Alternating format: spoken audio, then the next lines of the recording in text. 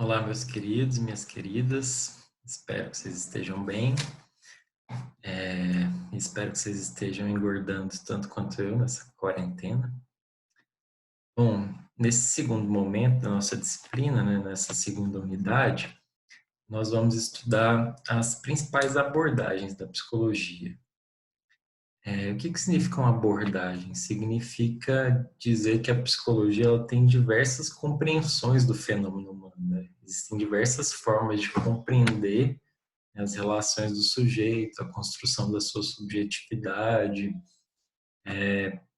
a sua relação com o mundo.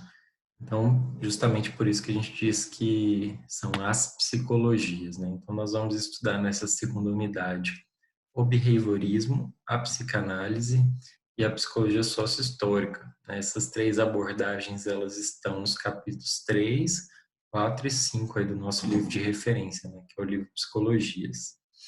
Bom, nessa semana eu vou passar para vocês alguns conceitos básicos do behaviorismo, né, da psicologia comportamental, que estão no capítulo 4.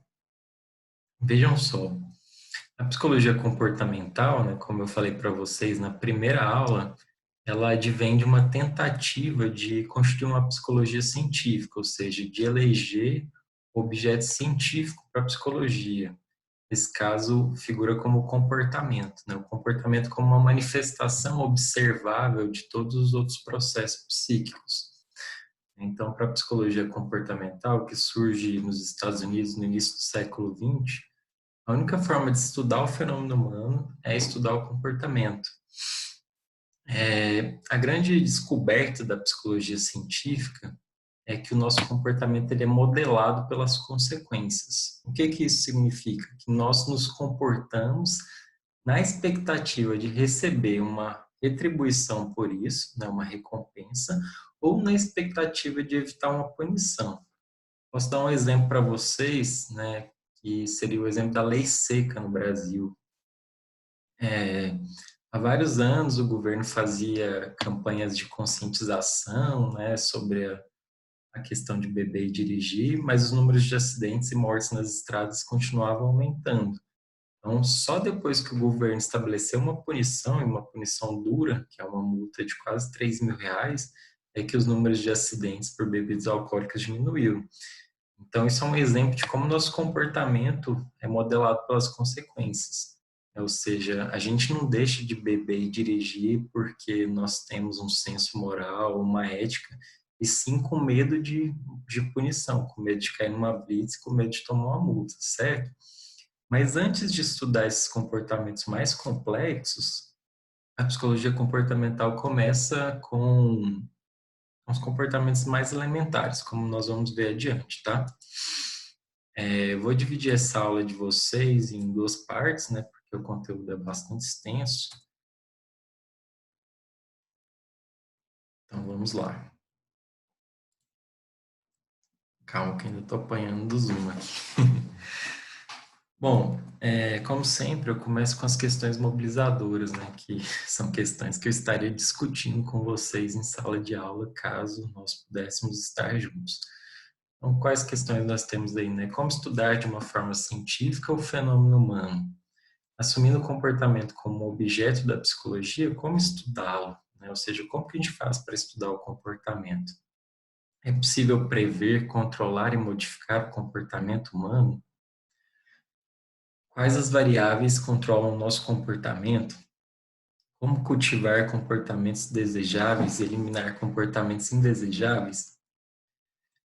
Então, aqui, pessoal, nessas questões, né, a gente tem a essência do que é a psicologia comportamental.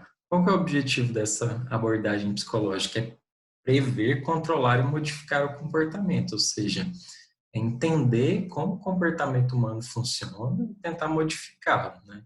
Entender quais são as variáveis que controlam o nosso comportamento, ou seja, o que estimula ou desestimula o nosso comportamento e como cultivar comportamentos desejáveis e eliminar os comportamentos indesejáveis. Então, a psicologia comportamental ela é muito utilizada nas escolas e nas empresas. Por exemplo, vocês vão lembrar aí desde sempre na escola de vocês como existe uma tentativa de oferecer uma recompensa, né? Então, quando você era criança ali, você fazia uma tarefa, ganhava uma estrelinha, ganhava uma balinha, né? Ou quando a professora queria te castigar, deixava sem recreio, ou colocava seu nome no quadro, né? Ou seja, os comportamentos de recompensa, eles têm o objetivo de reforçar o comportamento desejável, ou seja, fazer com que esse comportamento se repita, né? E os comportamentos punitivos, perdão, as consequências punitivas, como deixar uma criança sem recreio, têm o objetivo de evitar que os comportamentos indesejáveis se repitam, né? No caso empresarial, a gente tem o sistema de metas. Então, o funcionário que produz mais, que vende mais, ele ganha uma bonificação sobre o salário. Isso é uma forma de recompensa, não é uma forma de reforço, é uma forma de modelar o comportamento, ou seja, de estimular que o funcionário produza mais. Ou se você falta ao trabalho, você pode ter o ponto cortado, né, uma forma de punição. Então, basicamente, a psicologia comportamental, ela se estrutura em torno das consequências do comportamento. Bom, em termos da sua origem, né, a psicologia, sim, a psicologia comportamental, ela surge ali no início do século XX. Ela tem o objetivo de se consolidar enquanto ciência, ou seja, de constituir uma psicologia científica, e por isso ela elege um objeto científico que é observável, né, que é o comportamento. E aqui a gente tem uma foto do grande expoente, né, dos fundadores da psicologia científica, psicologia do comportamento, que é o Skinner. O Skinner, ele rejeita qualquer tipo de introspecção, qualquer tipo de mentalismo, qualquer tipo de consciência privada. Então, a psicologia comportamental não acredita que a gente tem uma capacidade de pensamento e cognição que nos faz tomar decisões, que nos faz ter uma liberdade sobre o nosso próprio comportamento. Pelo contrário, ela acha que nosso comportamento é simplesmente modelado pelas consequências, né? O sujeito não, via de regra, ele não reflete sobre as suas ações, ele não pensa sobre as suas ações, né? Ele reage em função das consequências que são oferecidas pelo ambiente. Essa é a concepção da psicologia comportamental, ok? Bom, como eu falei para vocês, né, antes da gente estudar esses comportamentos mais complexos, né, esses comportamentos humanos mais complexos, que são os comportamentos operantes, né? A psicologia comportamental, ela começa pelo estudo dos comportamentos mais elementares, ou seja, que são os nossos comportamentos que nos assemelham dos animais mesmo. Por ser uma psicologia científica, uma psicologia de laboratório, ela parte muitas vezes de experimento com os animais, né, com animais, e tenta generalizar isso para os humanos. Vejam só. Então, aqui a gente tem uma classe de comportamentos, né, que todos vocês conhecem, que são os comportamentos reflexos, ou seja, comportamentos que aparecem como resposta a um estímulo ambiental. Então, por exemplo, quando você incide uma luz sobre a sua pupila necessariamente ela dilata. Perdão, quando você incide uma luz, a sua pupila contrai. No escuro, a sua pupila se dilata. Ou quando você corta uma cebola, você chora, porque ela agride aí seus sistemas lacrimejantes, ou mesmo quando você arrepia de frio, né? Então a gente tem um tipo de comportamento que ele acontece de forma independente da nossa história de aprendizagem. Então, o que que os cientistas do comportamento descobriram? Que algum desses comportamentos eles podiam ser eliciados, ou seja, eles podiam ser criados também de uma forma laboratorial. Então aqui a gente tem é, um experimento clássico que foi realizado com cachorros na psicologia, né, que esse experimento ele acontece da seguinte forma, né? O cachorro, na presença de um alimento, ele naturalmente, né, como uma resposta fisiológica, ele saliva, né? Esse mesmo cachorro, na presença de um sino, ele não produz nenhuma resposta, nenhum tipo de comportamento. O que que os cientistas fizeram? Associaram, né, emparelharam esses dois estímulos, né? Então, toda vez que o cientista ia alimentar o cachorro, ele tocava o sino. Aí, novamente, ia alimentar o cachorro, tocava o sino. Ia alimentar o cachorro, tocava o sino. O que que aconteceu depois de alguns emparelhamentos? O próprio som do sino eliciou no cachorro a resposta de salivação. Então, houve aqui o que a gente chama de condicionamento respondente, ou seja, nós tínhamos um estímulo que antes era neutro, né, que era o sino, que não provocava nenhuma resposta. Esse sino ele foi emparelhado com o estímulo que antes era não condicionado, e esse estímulo passou a ser condicionado, ou seja, passou a gerar uma resposta condicionada. Antes o cachorro produzia uma resposta não condicionada em relação ao estímulo do alimento, ou seja, uma resposta fisiológica, como eram essas aqui. Depois disso, ele passou a provocar uma resposta, perdão, o estímulo que antes era neutro passou a provocar uma resposta condicionada. Calma que vocês vão entender melhor isso quando eu chegar nas implicações humanas, tá? Então, aqui eu tenho a descrição desse esquema anterior, né? O estímulo não condicionado que antes era comida, né? Provocava uma resposta não condicionada que era saliva, né? Ao ser emparelhado com o som do sino, que era um estímulo neutro, o som do sino passou a ser uma resposta, um estímulo condicionado, gerando uma resposta condicionada, que era uma resposta de salivação, ou seja, ups, que isso significa? Que o cachorro ele aprendeu um novo comportamento. Um comportamento que antes era apenas reflexo, ele passou a ser aprendido a partir de um esquema de emparelhamento, tá? Nós vamos ver isso, como que isso se aplica aos humanos, né? Então, a história de aplicação desse comportamento respondente nos humanos se dá a partir de um experimento famoso na psicologia que ficou conhecido como o nome de Pequeno Albert, um experimento realizado pelo John Watson.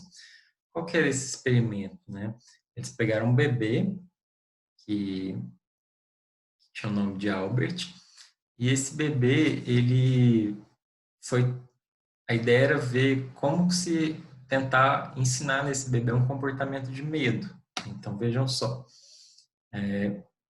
esse bebê era colocado na presença de alguns ratinhos e ele não tinha medo, né? Ele pegava os ratinhos na mão e tal, ele brincava com os ratinhos e ao mesmo tempo esse bebê ele ficava muito irritado com barulhos altos, né? Então, vejam só, de um lado a gente tinha um estímulo não condicionado, que era o ratinho, e o barulho, né? O que o cientista fez? Ele emparelhou esses dois estímulos. Toda vez que ele mostrava o ratinho pro bebê, ele fazia um barulho alto. Aí várias vezes repetindo isso, né? Mostrava o ratinho pro bebê e fazia o barulho alto. O que aconteceu depois de 7 ou 8 emparelhamentos foi que o Albert, na presença do ratinho, já antevendo o barulho, ele chorava e ficava nervoso e tinha uma resposta de medo. E mais do que isso, essa resposta de medo, ela se generalizou para outros estímulos semelhantes. Então, ali, qualquer coisa peluda que aparecia na frente dele, ele chorava, ele tinha medo, ele se esquivava, né? Tem um pequeno vídeo desse experimento que eu vou disponibilizar para vocês. Então, veja só, o que o Watson mostrou nesse experimento? Que o nosso comportamento de medo, muitas vezes, ele é um comportamento de medo apreendido.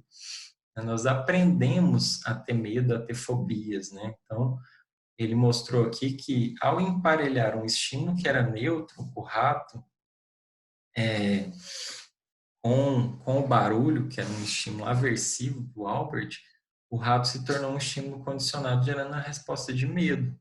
Então, é dessa forma que o experimento anterior que eu mostrei para você, né, onde foi ensinado para o cachorro uma resposta de salivação, a gente pode ensinar uma resposta de medo para uma criança. Então, o Albert, o o Watson desenvolveu essa tese, né? Então, se vocês pensarem aí nas coisas que vocês têm medo, sei lá, quem tem medo de barata, de cachorro, é uma coisa que foge ao nosso controle, né? Você sabe que uma barata é um ser minúsculo, que ela não vai te atacar, né? Mas mesmo assim você tem pânico, você sai correndo, você sobe em cima da cadeira, você não consegue controlar, né? Aqui eu tenho outros exemplos para vocês de situações de emparelhamento, né? Então, o cheirinho da comida que dá água na boca, né? Então você associa o cheiro da comida à possibilidade de uma refeição e já começa a salivar, né? Ou histórias que são muito comuns, né, de um sujeito que sofreu um grave acidente de automóvel e nunca mais foi capaz de dirigir, né? Então, o cara sofreu um acidente gravíssimo de automóvel, né? Morreu alguém no acidente, ele sobreviveu e depois quando ele entra no automóvel, né, ele já começa a transpirar, já começa a ficar nervoso, né? Ele nunca mais consegue dirigir. Um outro exemplo aqui que eu acho bastante interessante, né? Comeu um salgado na rodoviária e passou muito mal, indo parar no hospital com intoxicação alimentar. Quando passa na rodoviária e vê um salgado, o estômago já começa a enjoar. Então, é muito comum isso, né? Veja que esse comportamento é um comportamento que a gente não tem controle sobre ele, né? Você não consegue controlar. Você sente aquele cheiro, já começa a dar ânsia de vômito, né? Ou aqui o exemplo de um sujeito que caiu de um andaime e quebrou a clavícula. Ao subir em lugares altos após um acidente, sente uma espécie de mal-estar. Então, vejam só, nós temos aí exemplos de como nosso corpo reage de forma respondente e a gente não tem o controle. Todos esses casos aqui são exemplos de como a gente produz respostas, né, condicionadas que a gente não tem controle sobre elas. Então, essa é a primeira forma de estudo da psicologia comportamental, né? Tentar entender qual a nossa história de emparelhamentos, né, que a gente teve ao longo da nossa vida, ou seja, quais condicionamentos foram feitos que geram respostas, eu diria como se fossem respostas automáticas do organismo, né, que a gente não tem controle sobre elas, tá? Aqui eu tenho alguns exemplos bastante interessantes que eu gosto muito, né, que mostram que a psicologia está no nosso cotidiano mesmo. Então, tem duas propagandas antigas aqui, que não é da época de vocês, mas a psicologia comportamental é muito utilizada pela publicidade também. Então, vocês são muito jovens, né? Mas vocês não lembram quando passava propaganda de cigarro na televisão. Mas as propagandas de cigarro, elas sempre associavam o cigarro à prática de esportes, né? Que era mais contraditório. Ou associavam o cigarro a status, a poder, a beleza, né? Então era uma forma de emparelhamento, mostrando o hábito de fumar com, com sucesso, status, vitalidade, né? Tem um outro exemplo aqui da propaganda também, né? Que é uma propaganda da minha época, que era a Guaraná Antártica criou um jingle, pipoca com Guaraná, né? Então, isso foi tão repetido na televisão na época que eu era criança, adolescente, que toda vez que a gente pensava em pipoca, a gente pensava em pipoca com Guaraná. Vocês podem perguntar para os pais de vocês, né, se eles lembram disso. Tem um último exemplo aqui de um filme bastante interessante, chama Laranja Mecânica, que está nessa foto aqui. Nesse filme, os protagonistas, né, que é um grupo de jovens que saía às ruas para praticar atos de violência, né? Eles saíam fazendo assaltos, agressões, estupros e tal. E eles são presos e são submetidos a um experimento do governo. Nesse experimento do governo, né, eles são expostos aí a situações de violência, ou seja, eles ficam vendo filmes de violência, né, ao mesmo tempo que é injetado neles uma substância que faz eles passarem muito mal, né? Então, ou seja, eles estão fazendo emparelhamento entre os vídeos de violência com uma substância que fazia com que eles tivessem muito enjoo, passassem muito mal. Então, assim que eles são soltos, né, quando eles estão na iminência de cometer um ato de violência, eles começam a passar muito mal, né? Começam a vomitar, por quê? Porque eles foram submetidos a uma experiência de emparelhamento. E por último, que tem o caso da Coca, que a Coca há muitos anos faz uma campanha de associação com o Natal, né? Então, uma Coca-Cola que antes era um estímulo neutro, ela passa a ser associada com o Natal, tornando um estímulo condicionado, né? Então, ele sendo uma resposta de felicidade, uma resposta de comunhão, tá? Aqui tem o Watson, né, que foi o criador, né, desse experimento com o pequeno Albert. O Watson dizia o seguinte: dê-me uma dúzia de crianças saudáveis e bem informadas e a espécie de mundo que eu preciso para educá-las, e eu garanto que tomando qualquer uma delas, ao acaso, prepará-la aí para se tornar um especialista que eu selecionar. Um médico, um comerciante, um advogado, e sim, até um pedinte ou um ladrão. Independente dos seus talentos, inclinações, tendências, aptidões, assim como de sua profissão ou da raça de seus antepassados. O que o Watson está dizendo? Ele está dizendo que a psicologia comportamental, por meio desse processo de condicionamento, é capaz de tudo, é capaz de transformar uma criança num médico, num ladrão, num pedinte, né? O que ele está dizendo? Ele está dizendo que não existe inclinação, você não nasce com uma vocação para uma profissão, não, ninguém nasce já bandido, ou ninguém nasce com talento para o futebol. Ele está dizendo que a nossa história de aprendizagem, né, baseada nos estímulos que nos são fornecidos pelo ambiente, ou que a gente poderia fornecer de forma, né, artificial, é que modela o comportamento das pessoas, certo? Eu vou parar por aqui nessa primeira parte, tá? E amanhã, na segunda parte, a gente vai ver os comportamentos mais complexos, que são os comportamentos operantes, ou seja, os comportamentos quando o sujeito opera sobre o mundo, né? Não quando ele responde. Nesse primeiro momento, a gente tem um comportamento que é no modelo estímulo-resposta, ou seja, nós nos comportamos dando uma resposta ao ambiente, certo? O comportamento operante, que é o comportamento mais complexo, né? Nós nos comportamos modelados pelas consequências, beleza?